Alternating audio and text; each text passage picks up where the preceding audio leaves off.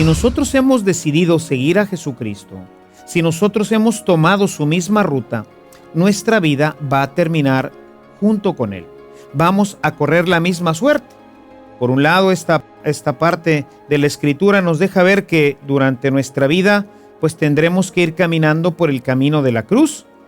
Pero la vida de Jesús no terminó en la cruz.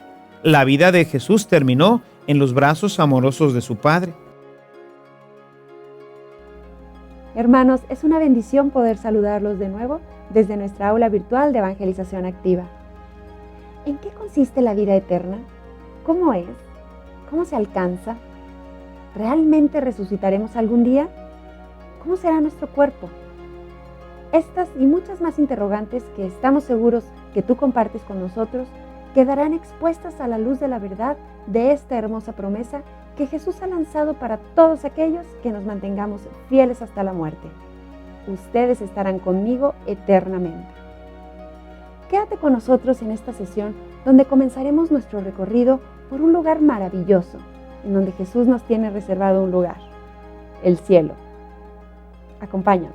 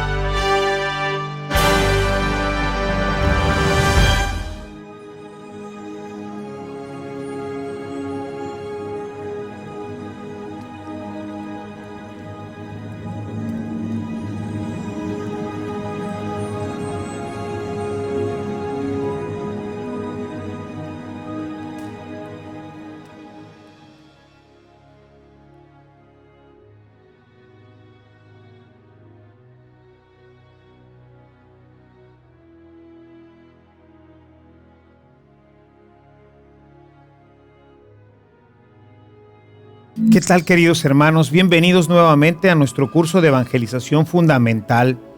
Estamos revisando todos juntos este apasionante tema de Jesucristo. Y dentro de esto hemos venido viendo ahora las promesas de Jesús.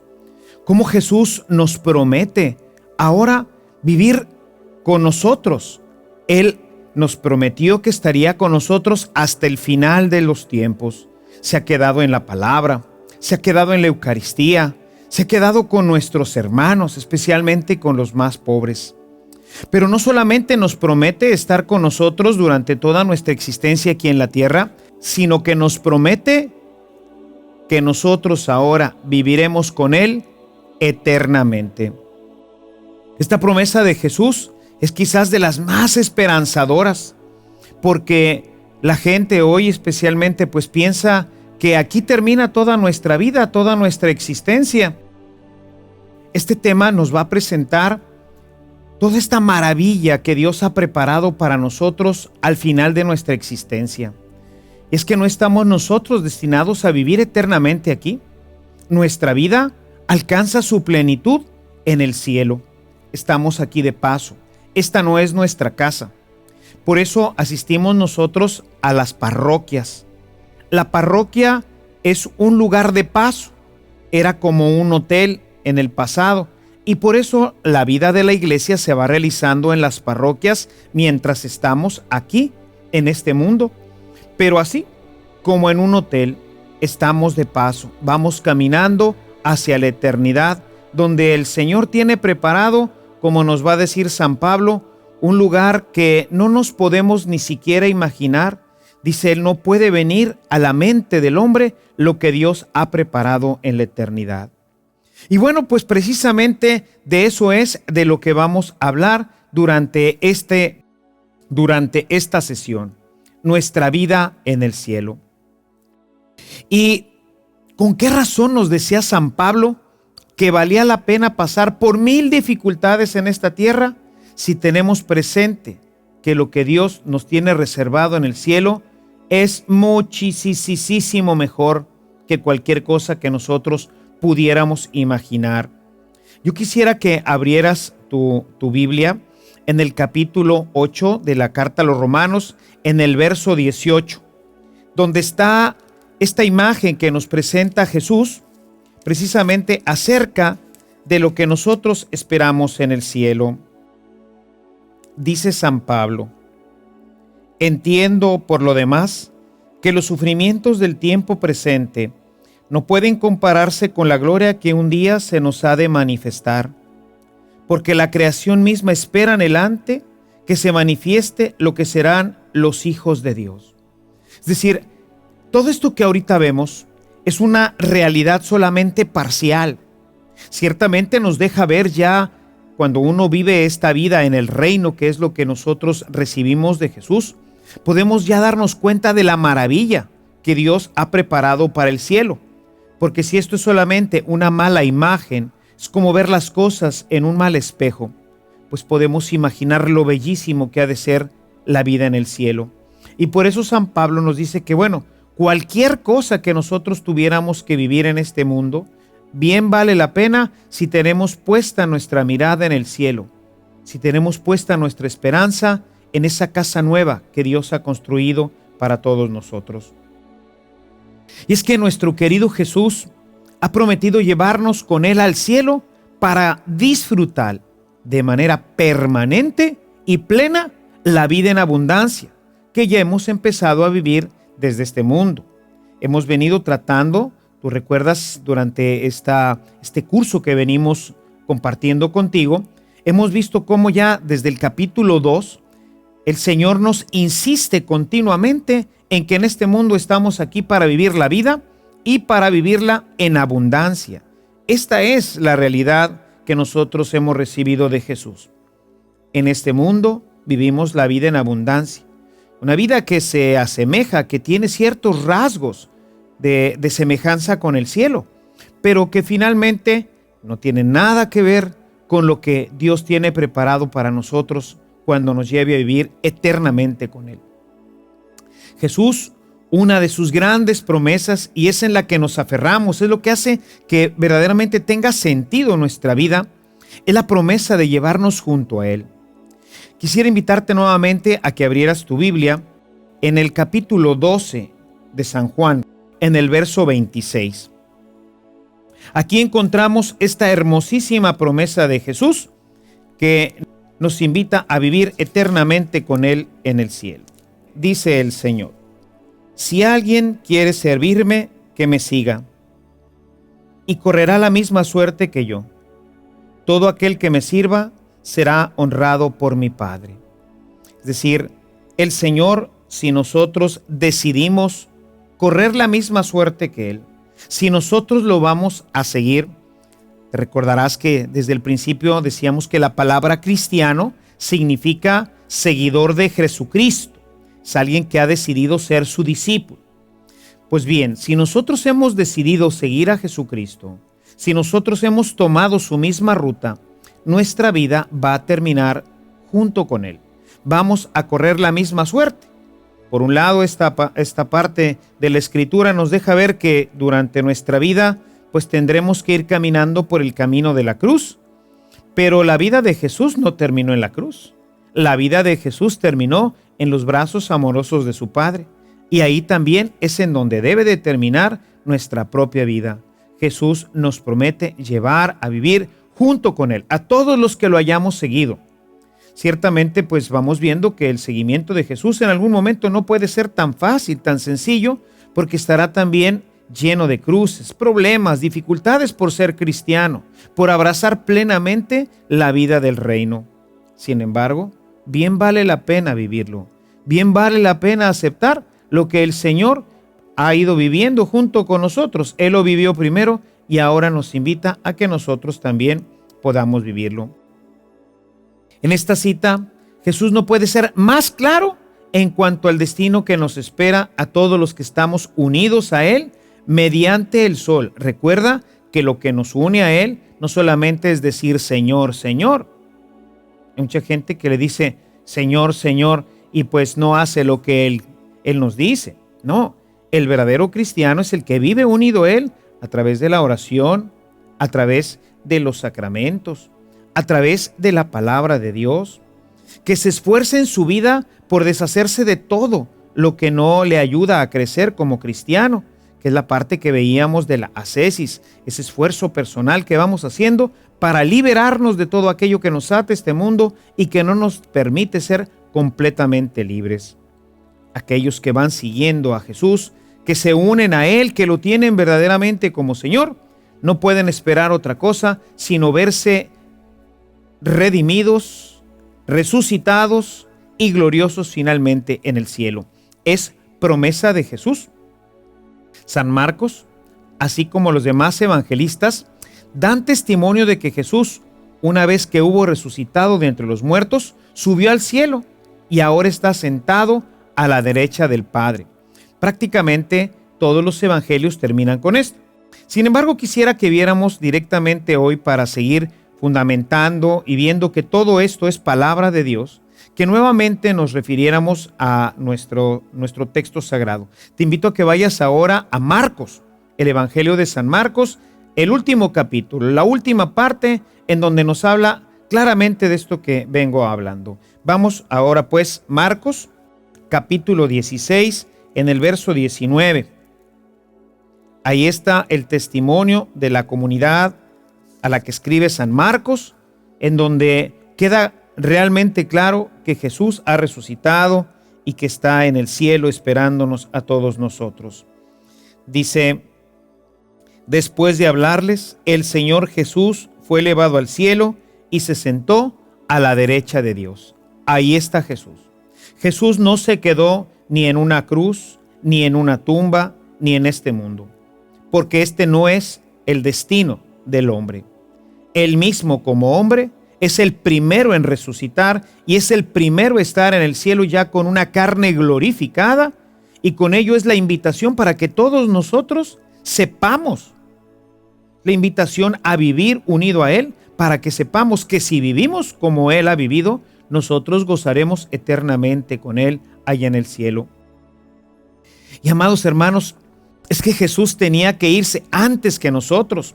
Así convenía, para que Él nos preparara un lugar en la casa de su Padre. Él se ha ido al cielo, pero se fue para prepararnos un lugar en donde pudiéramos nosotros estar. Cuando Jesús se está despidiendo de sus apóstoles en el Evangelio de San Juan, que ya ves que nos narra de una forma muy amplia todo el contexto de la cena, empezando desde el capítulo 13, en donde les lava los pies a sus discípulos, todos estos capítulos desde el 13 hasta el 17, que es la oración final de Jesús, es un gran desarrollo de la última cena que nos presenta San Juan. Y dentro de este desarrollo de la última cena, en el capítulo 14, Jesús nos habla precisamente de la necesidad que tiene Él de partir. Ellos no entendían este tema. Sin embargo, Jesús es muy claro con ellos y les dice: es necesario que yo me vaya para que pueda prepararles un lugar allá en el cielo. Si gustas, vamos a leerlo juntos. Juan capítulo 14, los versos 2 y 3. Dice Jesús, escucha esto: no se inquieten, crean en Dios y crean también en mí. En la casa de mi Padre hay lugar para todos. Si no fuera así, yo se los habría dicho. Pero ahora voy a prepararles ese lugar. Una vez que me haya ido y les haya preparado el lugar, regresaré y los llevaré conmigo para que puedan estar donde voy a estar yo. Dime si no es maravilloso. Siempre que pienso yo en este tema me quedo realmente anonadado, me quedo sorprendido. ¿Qué es el hombre? Dice el Salmo 8 para que te acuerdes de él. ¿Qué somos nosotros en medio de este universo de miles y de millones y de trillones de planetas, de sistemas solares? No hemos alcanzado a ver el final de este universo creado por Dios, en donde el ser humano es menos que un átomo. Y eso que somos nosotros, para Dios es maravilloso. No solamente nos creó como creó todos los planetas y como creó todos los seres que nosotros conocemos en esta tierra, sino que nos dio la dignidad de ser sus hijos, para que, como dice la carta a los Gálatas en el capítulo 4, para que también nosotros pudiéramos tener la dignidad de ser hijos de Dios. Tú y yo somos hijos de Dios y Jesús ha ido a preparar un lugar a la casa de nuestro Padre. Cuando he ido comprendiendo, en la medida que he ido comprendiendo esto, cuando rezo el Padre Nuestro y digo, Padre nuestro, Padre de Jesucristo y Padre mío, Padre de mis demás hermanos cristianos, y Él es verdaderamente mi Padre, y ha preparado una casa para mí, no aquí, no una casa construida por manos humanas. No puedo ni imaginarme, después de ver esta grandeza de su creación, cómo puede ser algo más bello todavía que esto. Lo que nos espera es maravilloso. Y Jesús ha ido a prepararnos un lugar ahí, en la casa de su Padre, de nuestro Padre. Y ahí ahora sí, viviremos eternamente. Es el lugar destinado en donde tú y yo, si somos fieles al Señor, si le somos fieles a su palabra, ahí viviremos con Él eternamente.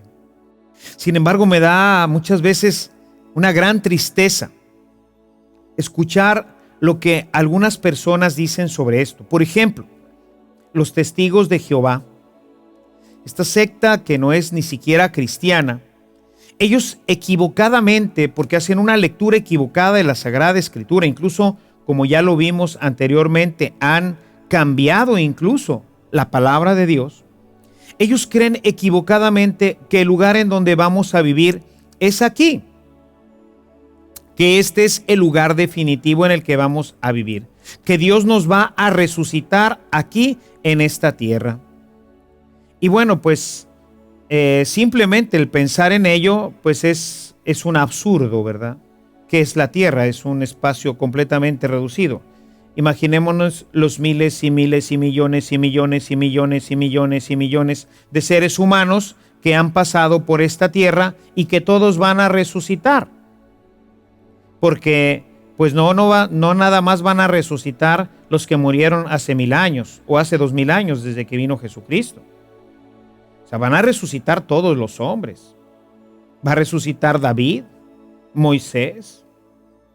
Y detrás de Moisés, todos los hombres que han tenido un corazón, que han amado a Dios en las representaciones, pues que Dios ha permitido que en este desarrollo de la humanidad hayan tenido. ¿Cuál era la idea que tenía Adán y Eva, los primeros pobladores, ya seres humanos de este mundo, sobre Dios? Pues definitivamente no tiene nada que ver con lo que ahora nosotros entendemos y conocemos, especialmente después de la revelación de Jesús. Pero va a resucitar Adán y va a resucitar Eva, porque tampoco ellos estaban destinados a vivir en este mundo. Nadie está destinado a vivir en este mundo. Jesús ha ido a preparar un lugar para nosotros. ¿Para quiénes? Para toda la humanidad. La humanidad que ha vivido antes de Jesucristo, conforme a esos principios básicos que Dios ha puesto en el corazón de hacer el bien y evitar el mal, de buscar a Dios bajo la representación que pues precariamente puedan tener. Pensemos todavía actualmente en algunas de estas islas en donde todavía no llega ni la civilización, que no tiene ni cultura, que no tiene ni siquiera alfabeto, no sabe ni siquiera leer ni escribir como nosotros lo hacemos. Esa gente que no ha tenido la oportunidad de conocer la maravilla del reino, que no conoce todavía a Jesús.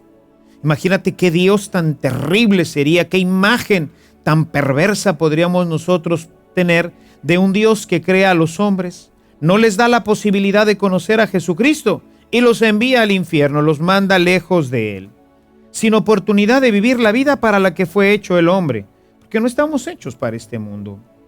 Sin embargo, los testigos de Jehová que van difundiendo todas estas mentiras en medio de nuestra comunidad, que lo hacen por ignorancia, que lo hacen por no leer adecuadamente la Sagrada Escritura, y claro que de esto se vale también el demonio para alejarnos de la verdadera fe.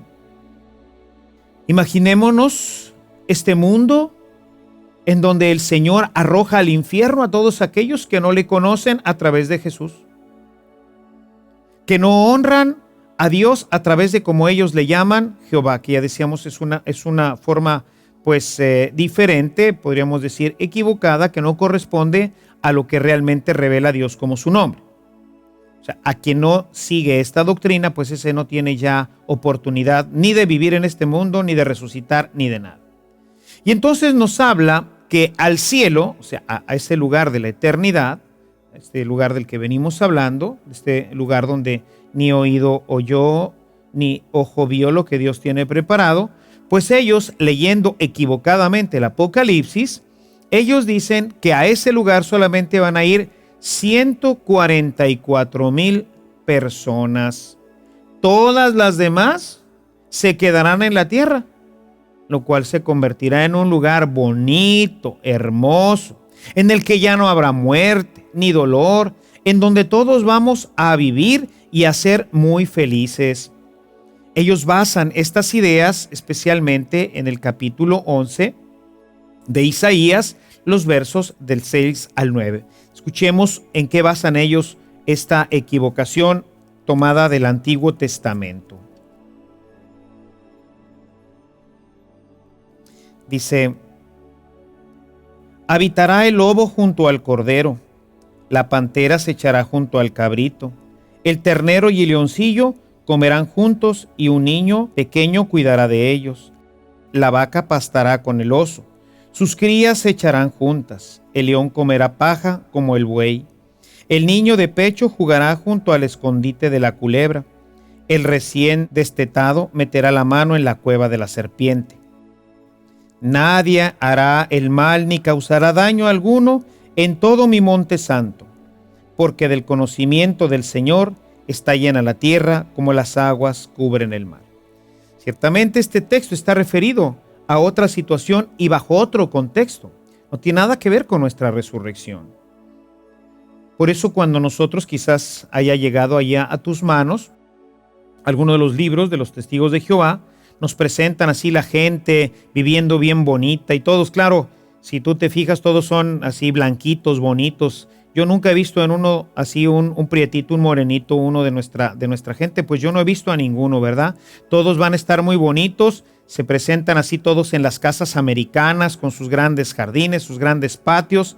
Nos presentan frecuentemente esta escena que acabo de leerte de Isaías, en donde vemos ahí a un niño que está jugando con un león y otra niña que está metiendo la mano en el agujero de una serpiente y la serpiente llega y no le hace nada. Y bueno, todas estas pues son simplemente ideas equivocadas que terminan siendo al final pues una mentira. Realmente no estamos llamados a vivir solamente 144,000 allá en el cielo. Cuando me dicen esto, yo les digo, pues hermano, tú eres de los que te vas a quedar a vivir aquí en la tierra, porque los 144,000 se completaron ayer. Así que pues ahora tú ya no eres de los que van a ir al cielo. Todo esto está basado en una incorrecta interpretación del libro del Apocalipsis, en las cuales se nos habla de estos 144,000. Quisiera que fueras a tu Biblia nuevamente en Apocalipsis 7. En el versículo 4 dice lo siguiente: y oí el número de los que habían sido marcados con el sello. Eran 144,000 procedentes de todas las tribus de Israel. Para empezar, si te fijas, este número se refiere a las tribus de Israel, cosa que ni tú ni yo somos. Tú no eres ni de la tribu de Benjamín, ni de la tribu de Aser, ni de la tribu de ninguna tribu de Israel. Enseguida, los siguientes versículos nos menciona todas las tribus. De la tribu de Judá, 12,000. De la tribu de Rubén, 12,000. Y así va nombrando todas las tribus, en donde vamos a encontrar las 12 tribus de Israel y cada uno de ellos 12,000. ¿Qué es lo que realmente representa este número? Este número representa a toda la humanidad redimida, convertida. El número 12 en la numerología apocalíptica, en la numerología de Israel, representa al pueblo. Son 12 apóstoles y son 12 tribus. El número 12 representa al pueblo. Siempre que se habla del número 12, estamos refiriéndonos a el pueblo de Israel. El número 144 procede de multiplicar 12 por 12. 12 por 12 nos dan 144. Tenemos por un lado las 12 tribus de Israel y por otro lado tenemos los 12 apóstoles, la iglesia del Antiguo Testamento y la iglesia del Nuevo Testamento. El número 1000 representa en la numerología de los hebreos la plenitud, es decir, todos. Es un número que va más allá de nuestra forma de contar. Para Dios, un día es como 1000 años y 1000 años como un día. ¿De qué está hablando? Está hablando de que Dios vive en la eternidad, en que no tiene ya relación con nosotros en cuanto a esta forma de contar y esta forma de llevar nosotros la cuenta de los días, la cuenta de los años. Como ves, esta numeración pues no corresponde a la forma de interpretar y decir que es un número concreto en el que se tiene que uno referir para ir al cielo. Realmente es una forma de contar de los judíos porque es una numerología simbólica de que ¿quiénes son los que se van a ir al cielo? ¿Quiénes son esos 144,000 que están frente al Cordero? Esos 144,000 es el pueblo de Dios, todo el pueblo redimido, el pueblo del Antiguo Testamento y el pueblo del Nuevo Testamento. Es decir, que en el cielo, pues este número, pues no tiene nada que ver con lo que se está poniendo aquí, ¿verdad? Sino que es un número simbólico, es un número simbólico que representa a toda la iglesia, que como ahorita te comentaba, es lo que resulta de multiplicar 12 de las tribus de Israel por 12, que es el pueblo de Dios, que son los 12 apóstoles, y así tenemos el Antiguo Testamento, el Nuevo Testamento, y luego los 144 que resulta de esa multiplicación de 12 y 12, lo multiplicamos por 1000, que es el número que identifica la totalidad o la universalidad. En el cielo estará toda la iglesia del Antiguo Testamento, es decir, todos los que vivieron conforme a la ley de Dios, todos los que de corazón buscaron vivir lo que el Señor mandaba a través de sus profetas, y todos los que en el Nuevo Testamento hacemos exactamente lo mismo, lo propio, que es decir, vivimos conforme a los mandamientos de nuestro Señor, particularmente al amor. Lo anterior no solo es confirmado por los rabinos judíos, sino que si seguimos leyendo el texto, veremos que después de enunciar a estas 12 tribus, refiriéndose a la misma visión, porque no es que estemos cambiando de texto, no estamos cambiando de libro, sino estamos solamente continuando nuestra lectura, cosa que muchas veces ocurre con nuestros hermanos separados y particularmente con los testigos de Jehová, que solamente extractan un pedacito y luego hacen toda una interpretación que nada tiene que ver con el contexto en el que se está diciendo. Si nosotros seguimos leyendo, refiriéndonos nuevamente a la misma visión y estando el vidente en el mismo lugar, nos dice que vio una cantidad de gente que nadie podía contar, los cuales eran de todos los pueblos del mundo. Fíjate lo que nos dice, o sea, nada más hay que seguir leyendo. Leí hace un momentito el versículo 4, seguramente ya lo anotaste por ahí, y decía, del versículo 5 al versículo 8, tenemos las tribus enumeradas, cada uno 12,000 de cada una de estas tribus. Pero fíjate lo que nos dice ahora en el número 9.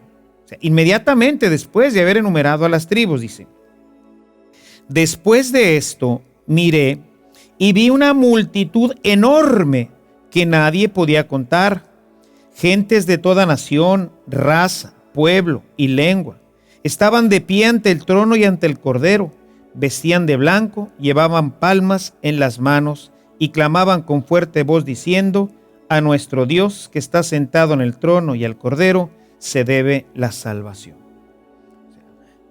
Esta visión nos habla de cómo Dios ha destinado este lugar para todos nosotros, para todos aquellos que seguimos al Cordero, para todos aquellos que hemos decidido hacer una opción por Jesús y vivir conforme a su evangelio. Hubo un pueblo que también vivió así. Y hay muchos otros pueblos que no han tenido ni siquiera la bendición de conocer a Dios a través de la revelación positiva, como lo veíamos al principio. Todos ellos también resucitarán. Todos ellos también están llamados a participar de la gloria de Dios. Una de las grandes aportaciones del Concilio Vaticano II en el documento Ad Gentes, ese documento que nos habla de la evangelización de los pueblos, nos deja ver cómo Dios ha tenido también misericordia para todos ellos y que todos ellos, como nos dice San Pablo, que no han tenido la oportunidad de conocer la revelación como nosotros la conocemos, ellos también van a alcanzar esta libertad de los hijos de Dios. Además, si siguiéramos la traducción literal del texto antes citado, tendríamos que caer en cuenta de que solo los descendientes de alguna de las tribus de Israel se salvarían. Y que el texto pues es claro, ¿verdad? O sea, son 12,000 de Benjamín y 12,000 de Manasés y 12,000 de Aser y de Neftalí y de Simeón y de Leví y Sacar, etcétera, ¿verdad? O sea, por lo que no tiene sentido, ¿verdad? El sentido es la iglesia universal, y a la cual desde los primeros momentos fue dirigido el mensaje de la salvación, como los muestran todas las cartas de San Pablo. Quedaría entonces totalmente sin valor todo lo que hemos leído anteriormente en las otras cartas. Esto repercute paradójicamente en contra de aquellos que nos vienen a predicar que la religión verdadera es la de ellos, pues no se dan cuenta que si solo se van a salvar 144,000 que menciona el Apocalipsis, como te comentaba hace unos momentos, pues ellos mismos están quedando automáticamente excluidos, ¿verdad? Pues ninguno de ellos que te vienen a visitar a tu casa, a veces a tocarte, a decirte, no, es que mire, y les vamos a dar un estudio bíblico y todo este tema, pues yo lo primero que hago y le digo, oiga, hermano, ¿y usted es de la tribu de Israel? ¿Usted pertenece a alguna de las tribus de Israel? ¿Usted pertenece a la tribu de Isaacar o a la tribu de Benjamín? ¿No? Bueno, pues entonces, si leemos su texto como usted lo está leyendo, pues usted no tiene participación delante del Cordero. No sé a dónde usted vaya a ir. O sea, podemos darnos cuenta entonces que cuando leemos al margen de la iglesia, la Sagrada Escritura, podemos cometer muchos y sobre todo muy graves errores. Los cristianos hemos recibido la promesa de vivir eternamente en el cielo junto a Jesús, como lo atestigua San Pablo. Quisiera que leyeras Efesios, capítulo 1, los versículos del 11 al 14, el inicio de su carta de Pablo a los Efesios. Dice San Pablo: en él hemos sido hechos herederos y destinados de antemano, según el proyecto de quien todo lo hace conforme al deseo de su voluntad. Así nosotros, los que tenemos puesta nuestra esperanza en Cristo, seremos un himno de alabanza a su gloria. Y en él, también ustedes, los que recibieron la palabra de la verdad, la buena noticia que los salva, al creer en Cristo, han sido sellados con el Espíritu prometido. Escucha esto: garantía de nuestra herencia para la redención del pueblo de Dios y ser así un himno de alabanza a su gloria. Hay una promesa en la Biblia. Hay una promesa hecha por Jesús. Los llevaré a vivir conmigo. ¿A quiénes? ¿A los de la tribu de Israel? ¿A los 12,000? Los romanos entonces, todos los romanos que se convirtieron, todos los mártires de los primeros siglos, todos ellos no cuentan, no forman parte del pueblo de Israel. Ellos no eran benjaminitas. La promesa es para ti, la promesa es para mí. Hemos sido salvados por Jesucristo y nuestra salvación no es únicamente para que tengamos vida y la tengamos en abundancia en esta tierra, para que un día, pasando no sé qué cosas, todo esto se transforme y las casas ahora sean bonitas y todas bien pintadas y ya se acaben los barrios de pobreza. No. Todo esto que ahorita vemos, todo lo que ahorita conocemos, Todo se va a acabar, no va a quedar absolutamente nada de ninguna de las estrellas, ni ninguna de las galaxias, nada, nada, nada, absolutamente nada de la creación va a subsistir. Todo esto es temporal. Se ha tomado miles y millones de años para que nosotros pudiéramos disfrutar de esto. ¿Cuándo terminará? No tenemos ni siquiera la más pálida idea, porque el mismo Jesús dijo que él mismo no sabía, que esto era que el Padre se había reservado para sí. Es decir, él en su naturaleza de hombre, aunque siendo Dios, no tenía acceso a algunas de las áreas de su vida de divinidad. Sabemos que el misterio de la encarnación pues es eso, es un misterio. Pero sin embargo, no sabemos cuándo va a terminar esto, mañana, pasado, dentro de 1000 años, un millón de años, no sabemos cuándo va a terminar, pero un día se va a acabar. Y cuando todo esto se acabe, no va a quedar absolutamente nada. Todo será consumido por el fuego. No quedarán planetas, no quedarán galaxias, no quedará nada. Todo lo creado desaparecerá y nosotros, los hijos de Dios, viviremos eternamente con Él en el cielo. Y los que durante esta vida se apartaron de Él y buscaron seguir sus propios caminos, buscaron caminar al margen de la palabra de Dios y hacer su propia voluntad, vivirán también eternamente, pero en el lugar del castigo, en el lugar preparado para Satanás y sus ángeles, en ese lugar en donde nunca más volverán a tener contacto con Dios por toda la eternidad. Por esto verdaderamente pues hay que pensar en esta vida qué es lo que estamos haciendo, porque aquí es en donde nos estamos jugando nuestra eternidad. El tomar una decisión equivocada en este mundo va a repercutir en nuestra vida eterna. Pues entonces, importante que nos demos cuenta de que nuestra vida está destinada a vivir en el cielo.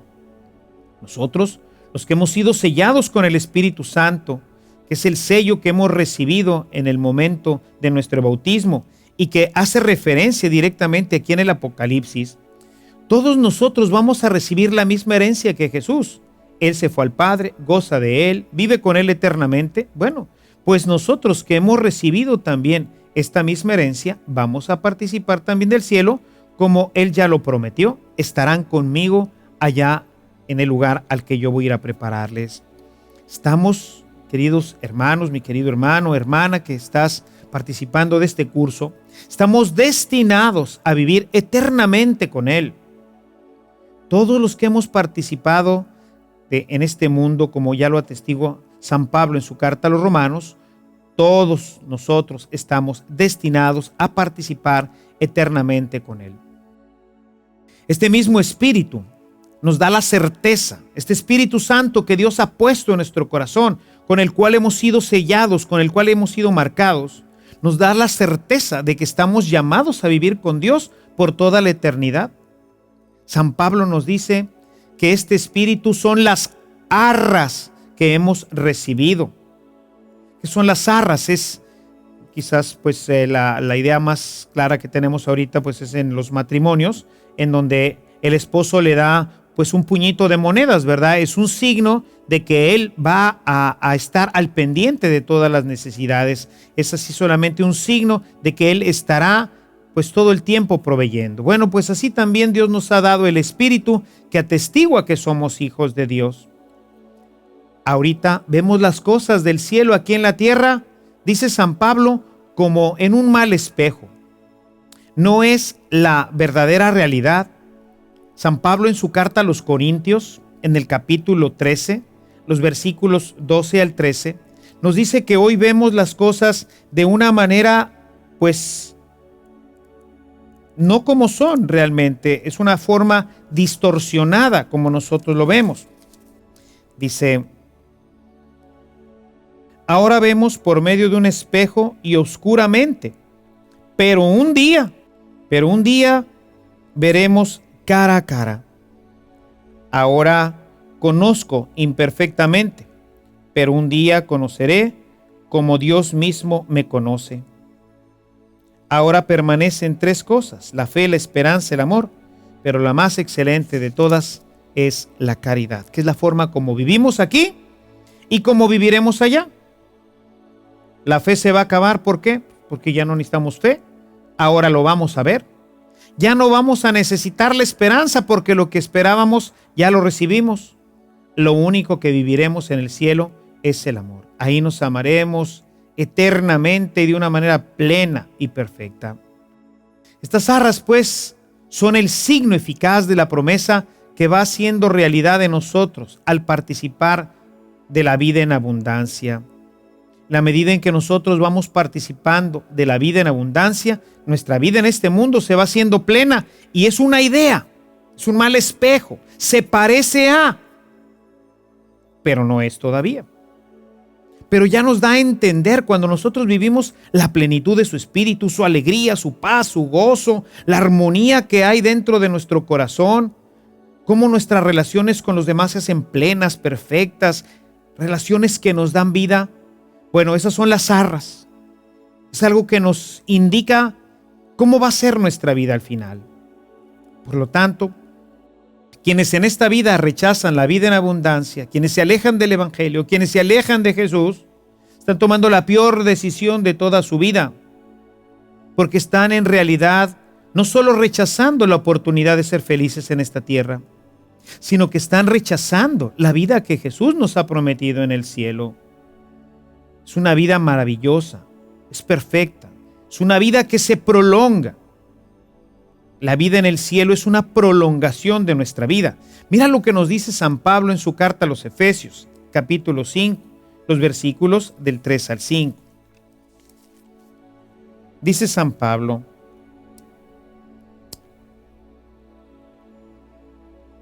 en cuanto a la lujuria o a cualquier clase de impureza o avaricia, que ni siquiera se nombre entre ustedes, pues así corresponde a los creyentes. Y lo mismo hay que decir de las palabras obscenas y las conversaciones estúpidas o indecentes que están fuera de lugar. Ocúpense más bien en dar gracias a Dios, porque deben saber que ningún lujurioso, adúltero o avaro, que es como si fuera idolatría, tendrá parte en la herencia del reino de Dios y de Cristo. Es decir, en esta vida nos estamos jugando la eternidad. La vida en el cielo va a ser una prolongación de nuestra vida en abundancia. Si nosotros en esta vida hacemos mal uso de nuestra libertad, si nosotros nos vamos por el camino de nuestras pasiones y no permitimos que Dios tome control de toda nuestra vida, pues entonces estaremos marcando un camino que nos llevará a vivir eternamente lejos de Él. La vida en abundancia que ya hemos empezado a vivir en este mundo se prolongará eternamente. Tanto el evangelista San Lucas como el evangelista San Mateo en sus evangelios nos dan esta referencia de la plenitud que nosotros vamos a vivir, de esta oferta del Señor. Puedes ver en tu Biblia Lucas capítulo 9, verso 27 y también Mateo 12, 28. Pero la perfección, la vida eterna, la vida perfecta hasta el cielo. Todo el capítulo 8 de la carta a los Romanos debemos de leerlo. Ojalá y en tu casa tengas la oportunidad de leer con detenimiento este capítulo 8 de la carta a los Romanos, que es verdaderamente una cosa maravillosa porque nos habla de la necesidad de vivir en la gracia y cómo esta vida de gracia es la que nos va a ir llevando a vivir eternamente la felicidad. Felicidad que comienza aquí de una manera pues todavía imperfecta, como en un mal espejo, como lo leíamos ahorita en San Pablo en su carta a los Corintios, pero que en el cielo se revelará completamente la gloria que Dios tiene preparada para nosotros. Solamente para enfatizar este tema y concluirlo, quisiera que fueras al capítulo 2 de la segunda carta de Pablo a Timoteo. En este capítulo 2 de la carta a Timoteo, en el verso 12, nos dice lo siguiente: si con Él morimos, está hablando de Cristo, si con Él morimos, viviremos con Él. Si con Él sufrimos, reinaremos con Él. Si lo negamos, también Él nos negará. Dios tiene para nosotros, mis amados hermanos, una vida perfecta. La promesa de Jesús es llevarte a ti y a mí a vivir con Él por toda la eternidad. No desaprovechemos esta oportunidad de alcanzar la salvación eterna. El Señor Jesús nos espera resucitado y glorioso en la casa de su Padre, a donde ha ido a preparar una casa para ti y para mí. No desperdiciemos nuestra vida dándole rienda a nuestras pasiones. Busquemos que nuestra vida se alinee a la palabra del Señor, para que esta palabra se cumpla plenamente en nosotros, tanto en esta vida como en la futura, y así algún día podamos estar gloriosos, resucitados, gozando eternamente de Dios y de este reino preparado para todos nosotros, los que hemos seguido y decidido vivir conforme al Evangelio y conforme a la enseñanza de Jesús, el Cordero de Dios. Que el Señor te bendiga, que llene tu vida con paz y con gozo, y que te ayude a vivir siempre la vida del reino, para que un día gocemos todos en la casa del Eterno Padre. Que Dios te acompañe en tu jornada.